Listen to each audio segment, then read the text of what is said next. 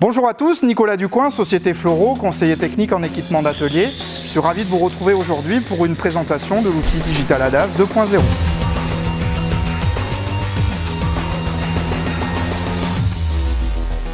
Pour commencer, nous allons voir dans quel cas vous allez devoir faire une calibration des systèmes ADAS. Premier cas, le remplacement d'un pare-brise. Deuxième cas, remplacement ou réparation de carrosserie. Au niveau des interventions ou remplacement sur un optique de phare. Également, si vous faites un réglage ou si vous intervenez sur le parallélisme du véhicule. Et pour terminer, en cas d'intervention sur la suspension, notamment si vous avez une suspension pilotée. Pourquoi nous vous conseillons d'utiliser l'outil de calibration Digital ADAS? Pour une raison simple, cet outil possède des cibles numériques, des cibles digitales qui vont s'afficher sur votre écran.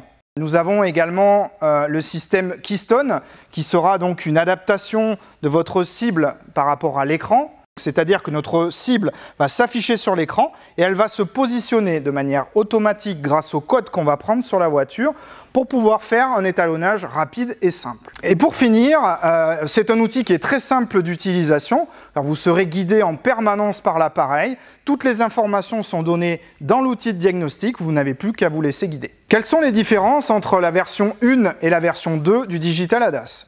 Première différence, la règle. Auparavant, nous avions une règle qui faisait 2,70 m. Là, nous avons une règle qui fait 3 mètres de long.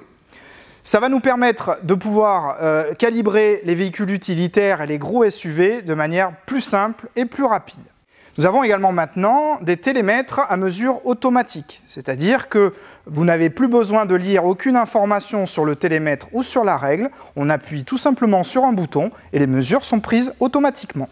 Nous avons également maintenant une mise à hauteur de notre pupitre. Vous aurez un petit bouton sur lequel vous allez appuyer et notre pupitre va se mettre à la bonne hauteur automatiquement.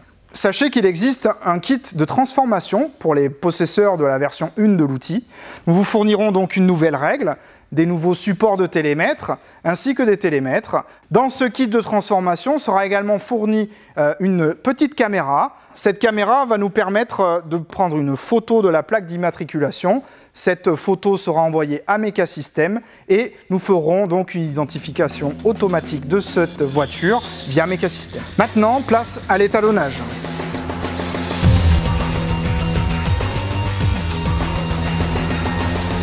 Donc mon véhicule a été identifié grâce à Mecasystem. Donc on va mettre en place notre griffe sur la roue avant gauche. Je mets bien ma cible de niveau. On allume notre laser et on va viser le repère B sur notre cible. La mesure a été prise, du coup je vais décaler ma cible sur la roue arrière gauche. Et donc on va réajuster notre laser sur le repère B comme demandé par l'outil. Du coup notre empattement a été calculé, il va suffire maintenant de cliquer sur le bouton suivant et allumer donc notre télémètre de l'autre côté. Je vais viser donc le repère A. Donc ma structure est positionnée correctement dans les tolérances. C'est l'outil de diagnostic qui va vous indiquer à quel endroit positionner votre structure. Je n'ai plus qu'à continuer sur l'étape suivante. Maintenant, je vais devoir donc viser avec mon laser sur le repère B1. Je vais également de ce côté viser mon repère A1. Dernière opération, donc avec mes télémètres, je vais faire exactement la même chose, c'est-à-dire que je ne vais pas aller à l'intérieur, mais à l'extérieur des cibles. Donc je vais viser l'extérieur des cibles avec mes télémètres. Dernière phase, la mise à hauteur de notre pupitre.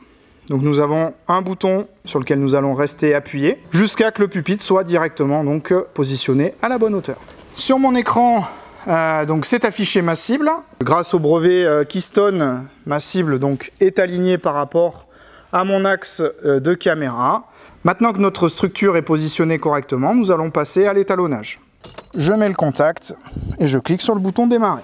Nous sommes maintenant connectés dans le calculateur de caméra. Dernière opération, sélectionner le menu réglage et la fonction étalonnage statique de notre caméra. Donc l'étalonnage va se dérouler en deux étapes. Une première étape qui est en train de se faire. Et ensuite, deuxième étape, nous allons avoir une réduction de la cible au niveau de l'écran. Deuxième phase terminée, l'opération est finie, notre étalonnage est terminé. Donc nous allons saisir les informations du véhicule, à savoir l'immatriculation de la voiture, le kilométrage, le nom du client. Cliquez sur suivant. Dans le rapport maintenant disponible, on va retrouver les informations donc, du garage, les informations du véhicule, mais surtout à la fin, un rapport d'étalonnage qui nous prouve que l'étalonnage s'est déroulé correctement. Maintenant, vous pouvez, si vous le souhaitez, enregistrer ce rapport, l'imprimer ou l'envoyer par courrier. Une fois que ça c'est fait, eh bien, le travail est terminé.